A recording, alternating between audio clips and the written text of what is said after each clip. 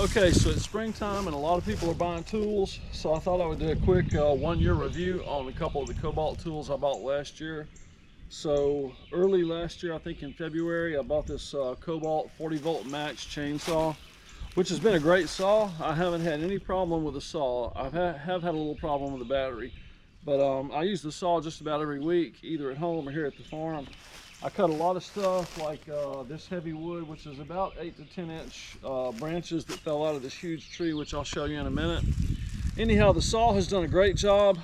You know, when you buy this saw, you're going to pay about, I think in today's prices, early 2025, maybe around $229 or something like that for the saw. I paid, I think, $179 for it. So the batteries for it are $179. So when you buy it, they're pretty much giving you the saw because they know you're going to have to keep buying batteries. So this is the 40-volt max Cobalt battery that goes in my saw, two of my saws and my weed eater. I've got the pole saw too, which I'll show you in a minute. I've probably run 300 fully charged and discharged cycles on the battery. So far it's ran pretty good. I've been sawing with my saw here for about 20-25 minutes. My battery was fully charged. On the back of the battery, there's a little button you can push and a charge indicator. So you can see it shows it has 3 bars. It never charges above 3 bars. That's the one problem I've got with these Cobalt batteries. They last, and I've used this all year. And I've really put it through a lot of use. I thought I may get 2 years of use out of it, and I might, but when I charge it fully and I charge it overnight, it only goes up to 3 bars now. But like I said, I've been sawing for about 20 to 25 minutes and I still got 3 bars. So it's been working okay. So I've been using the saw a lot. I did have to buy a new bar for the saw. I also bought a new chain while I was at it so that I would have 2. When I first got the saw and started using it, the bar tore up pretty quickly. So the bars are not super great quality. You can actually buy a different brand of bar and put on the saw that's better quality, but the Cobalt bars are going to be about comparable to what you buy if you buy a Husqvarna or Steel or something like that. But the bar is not the best quality. I don't know how long the battery's going to last. Hopefully it'll last me another year, but we'll see. Anyhow, I'm going to use the saw today, cut up some more of this wood that fell out of this tree. I'm going to do a rope saw video as well. So I've got this massive tree. Every time I come up to the farm, there's more limbs on the ground. And here's something that I've been cutting.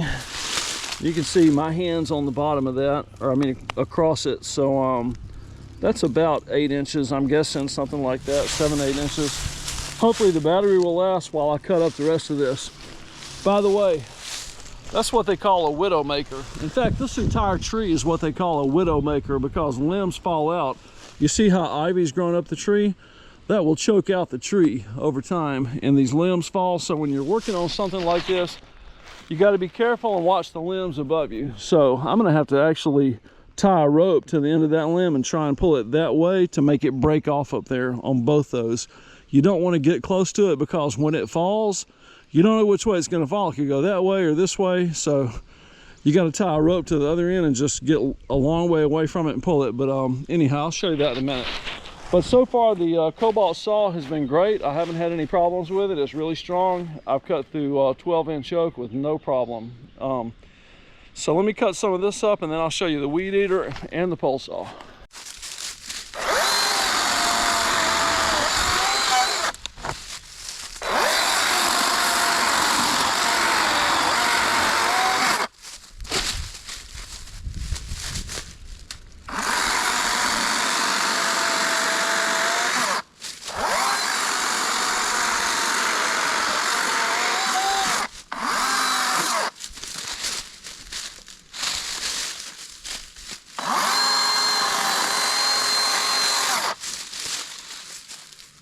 Okay, so as you can see, the saw's doing pretty good. It cuts this old oak tree up with no problem. And I'm not sure this is oak. This may be something else. But anyhow, the saw is definitely up to the task. Okay, on this Cobalt chainsaw, you got this big blue round thing here, which is the the gear. It's not really a gear, it's a screw that holds the chain and the bar in place. And one of the problems I've had with this chainsaw is that when I run it on high speed for a long time, this thing tends to loosen itself up, so I have to constantly watch it. And that's what the inside of it looks like. Anyhow, the chain popped off, so while I've got it here, I'm just going to go ahead and get some of the tree bark out of here. Yuck. And if you look at this, you may know, or if you look at yours, if you buy one of these and you're trying to put the chain back on, you may notice this area is greasy. That's what the bar oil is for. The bar oil comes out of this hole right here, and it lubricates your chain so the chain doesn't seize up when you're sawing something. So when you put a chain on the saw, the chain has a right way and a wrong way to go on. So if you see this cog on the chain, the front end is sort of pointed and sharp. That's the end that goes towards the end of the bar. So here's the bar. This is the top of the bar, so the chain is going to go that way. So if you see, the pointed end of these is going towards the front of the bar. So you put your chain on, try and get it threaded inside the groove, and the bar has a groove. If you've never used one of these, there's a groove in there. On the end of the bar, there's a gear that spins, and a lot of these bars have a little hole like that hole right there where you can put lubricant in here to lubricate that gear. So you put your saw on there, make sure it's in the ridges good, in the slot all the way around. Put it on the saw, and on the saw, let me set this down so I can show you a good image of this. On the saw, that's your drive motor that actually drives the chain. It turns like that. So the back end in this drive motor has gears around it. There's gears in there, and that's what actually makes your chain turn. So put your bar on with your chain. Try and hold it together like that. Put it on the nut and put your chain around the thing that has the gears on it. Then put your cap back on. And actually, let me take this off and we'll show you something about this. So you have to tension your chain properly. It may be hard to see on mine, but at the top of this, there's a plus sign, and on the bottom of this little thing, there's a minus sign. If you turn it up, what you're doing is you're increasing the tension on your chain. Turn it down and you decrease the tension. So what that does is that actually moves this right here, this thing, so that it increases or decreases tension. So as you turn that gear, this little stub thing moves forwards and backwards. So you have to do that to change the tension on your saw. So as I turn this gear downward, this little stub thing goes to the back like that. I don't know if you can see it, it's actually moving. And as I'm turning the gear upward now, so this little thing is going to come closer to my finger the more I turn the gear. And you don't have to turn it a lot to adjust this, but you need to adjust your tension periodically. So while I've got this off, I'm going to go ahead and scrape some of the bark out of here. And this thing is made to be dirty, so don't get too worried about it being dirty. I use my saw all the time. It stays dirty. I generally clean it a lot, but you know, when you're sawing wood, it's going to get nasty. There's nothing you can do about it, and it's designed to be dirty, so it's all good. All right, let's put the bar back on. Put it under the gear, and when you put it on, pull the bar away from the saw. Pull it out away from the saw where it's on there, where it's on tight. Make sure all your chain edges that go in the bar are tucked into the bar good. Then put your cap on. And sometimes this thing is sort of tricky. Sometimes it takes a minute or two to get it on just right. Sometimes it just goes straight on. All right, finally got it on. So let's tighten it up. Spin the saw. It sounds good. Tension's just right. That's right where it should be. All right, so once you have that done, and by the way, whenever you're working with your saw, take your battery out. I should have sawn that first. So once you have that done, let me show you this. So I went to a yard sale a couple of weeks ago. A friend called me and he said, I've got a guy here that's got a saw for sale. He said, come look at it. So I went by to look at it. And this guy had the same Cobalt saw, and he said, man, my saw just won't work. I don't know what to do about it. I started looking at it and I realized his saw was dry. It had no oil. So you have to put oil in your saw, okay? And it doesn't matter what brands you use. You don't have to buy Cobalt brand or Steel or Husqvarna. You don't have to buy anything expensive. If you don't have anything else, you can use motor oil, but you need to put some sort of lubricant in your saw. Let me show you what I use here. I buy this at Lowe's. You can get it at Home Depot. Ace Hardware's got it. Tractor Supply's got it. Pro Select bar and chain oil. So you want a good bar and chain oil. So anyhow, that guy was selling the saw at that yard sale for 25 bucks. And I said, man, you're throwing your saw away. Just put some oil in it. So I showed him how to put his chain on, tension his chain, grease it, lubricate the end of it. His chainsaw was great, and he's pretty much grateful for me saving him 200 bucks, because I think the saw now is like $229 if I'm not mistaken. Anyhow, let's go back and finish sawing. So I've been working on this tree for the better part of an hour. Also, I came out last night and sawed some with it, so that's a lot of sawing with this Cobalt battery and this Cobalt saw. So to wrap up the last comments on the Cobalt saw, I haven't had any problems with it. I mean, a lot of people still say, hey, go buy steel. You know, the steel's going to cost you twice as much unless you use it for work or you're going to be a really power user. Cobalt does just fine for me. And there's a lot of other electric saws. I'm not endorsed by Cobalt. I don't care if you buy it or not.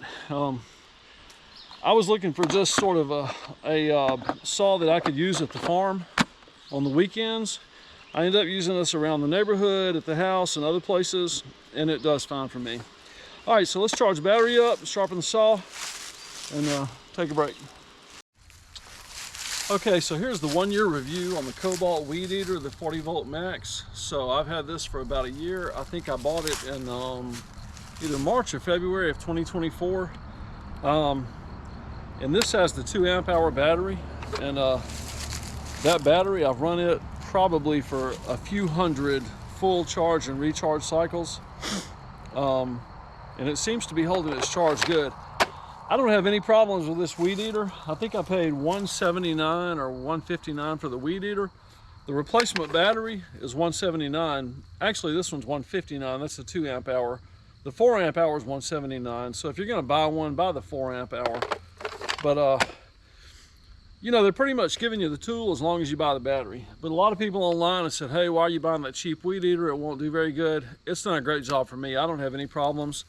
I weed eat stuff like this all the time. I'm up at the farm working this weekend, so I'm using it on some heavy stuff. One thing I'll say is you're better off running the thinner string, because this head is made for the thinner string. I had trouble with the Weed Eater head, and I thought the head was worn out. It turns out the problem was I had too thick a string in it. So if you use the thinner string, and what I've liked is the green string, because it actually has a fiber inside of it. This actually is stronger than the orange string, even though it's smaller. So again, I haven't had any problem with it.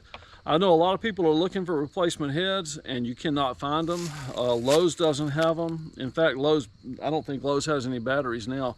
I went to buy one of these and they're back ordered until like late June, early July. So you can get a universal head, but there's a nut inside here. If you get a universal head, you'll have to replace the nut that goes to the motor. So anyhow, let me show it to you. It's running great. I use this every week, 2 or 3 times a week, year round. And this grass, if you compare it to my leg, this grass is a foot high easily.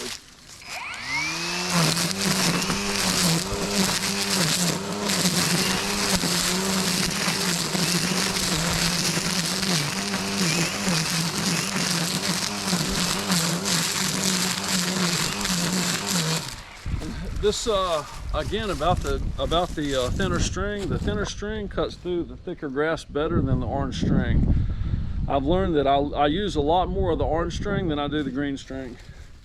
So and the reason I'm weed eating this instead of mowing it is because sticks have fallen out of this tree. I don't want to mow over the sticks and tear up my mower blade, sort of like this one right here. like that. So I don't want to tear up my mower blades, so I'm trying to weed eat over this patch.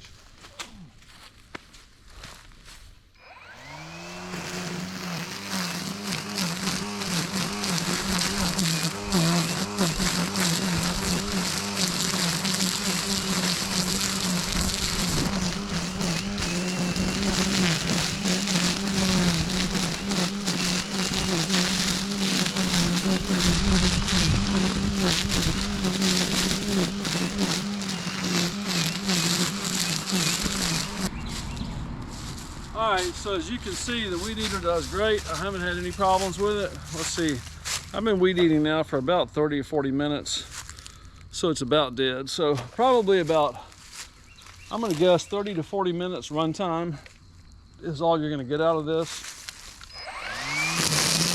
I've actually still got some power, but I'm about done. It's about dark and I'm tired out. So okay, to finish my my Cobalt tool 1-year review, this is the pole saw. This is the Cobalt 40 volt max pole saw. On their website, they advertise that this has a 14-foot reach. The pole saw with all 3 sections, and right now I've got 2 sections. I got the base and the saw. If you put all 3 sections in, it's about 10 feet. What their advertisement really is saying that if you put all 3 sections in and you extend it all the way, you can go up to 14 feet and cut a limb up to 14 feet. I really don't recommend that. I can tell you the weakness on this saw is going to be the pole. The pole's metal, and it's you know, pretty good solid metal, but you know, this is not made for heavy duty work. It's not made to take any, you know, huge amount of industrial wear and tear. So if you use your pole saw to make a living, this is probably not the tool for you. It's probably just not rugged enough. But for what I do, working at the farm, doing stuff around the house on weekends, it works great. Let's see, so it uses the same Cobalt battery as my other saw and my weed eater. I think this pole saw came with a 2 amp-hour battery. I've been very happy with it. It's done everything I needed to do. There's an oil reservoir here. It's a 3-ounce oil reservoir where you put in your bar oil, and that lubricates your chain. You can adjust the tension on your chain on the back side right there, and you can undo this screw to take the bar off and replace the bar and chain if you need to. So after a year, and we probably use this thing 50 to 60 times, I don't have any complaints. I'm still real happy with it, and I'm going to saw a couple of limbs in this tree and show you how it works.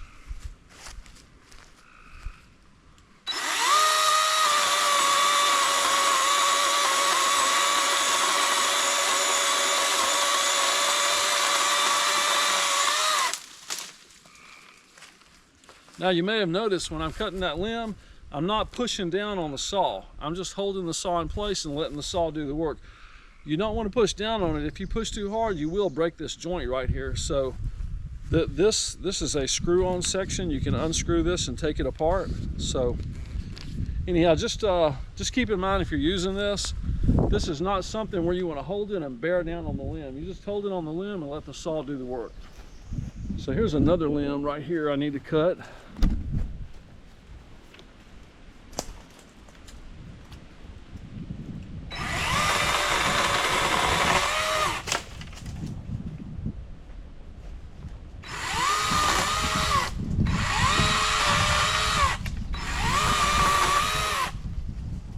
No problem, works great. I haven't had any trouble with it.